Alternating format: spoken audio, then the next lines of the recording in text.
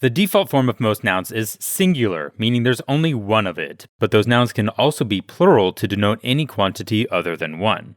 Other nouns cannot be quantified, and these are known as uncountable nouns. Here are 10 things to know about noun countability and quantity. 1. Plural usually means there's more than one. However, fractions are also expressed through the plural form, even fractions less than 1. Nouns following the word 0 are plural too, though nouns following the word no could either be singular or plural. 2.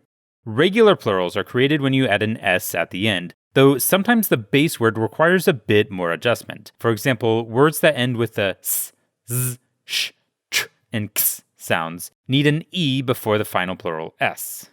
Words that end with a consonant then y should change the y to an I before adding es, and words that end in f should change the f to a v before adding es. 3. Some nouns change more than just the last letters to become plural and might not even end in an s. These are called irregular plurals, and their form depends on the language the word originated from. Examples include children, mice, cacti, and feet. 4. Determiners can reflect whether the noun that follows is singular or plural. A or an, this and that, and one are used for singular. These and those, most quantifiers, and every numeral except one is used for plural. And the, all possessives, and most interrogatives could be used either for singular or for plural.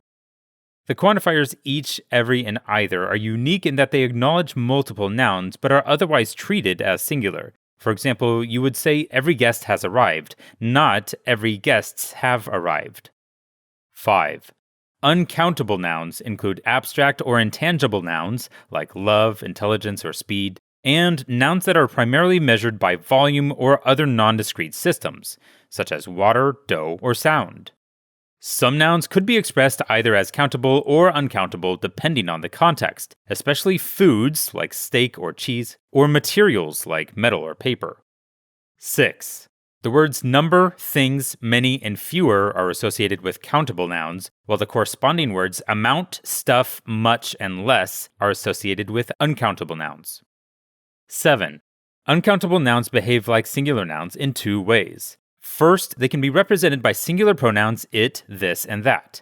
Second, the verb or helping verb that accompanies an uncountable subject needs to end with an s for present tenses.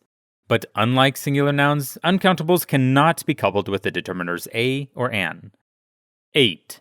Some words are ever-plurals, meaning they are countable, but we only ever refer to them in the plural form. These include words like leftovers, riches, and outskirts, as well as two-in-one objects like scissors, pants, and glasses.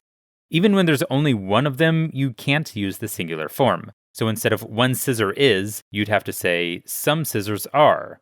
Or you could say one pair of scissors is, which brings us to 9. When more than one of the same noun are grouped together, you could either refer to the multiple nouns in the plural form, or refer to the collection in the singular form. For instance, you could say either, these desserts look delicious, or this assortment of desserts looks delicious. In the second sentence, desserts is in a prepositional phrase, so assortment is the noun that has a greater effect on the rest of the sentence. In a similar way, you can refer to a collection of an uncountable noun, often by a measurement or a container that holds it, for a countable usage instead of the uncountable usage.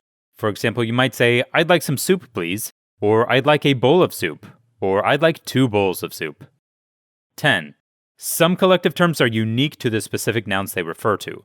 This is particularly common for animal species. A group of lions is called a pride, a group of giraffes is called a tower, and a group of geese is called a gaggle. This has been 10 things to know about noun countability and quantity.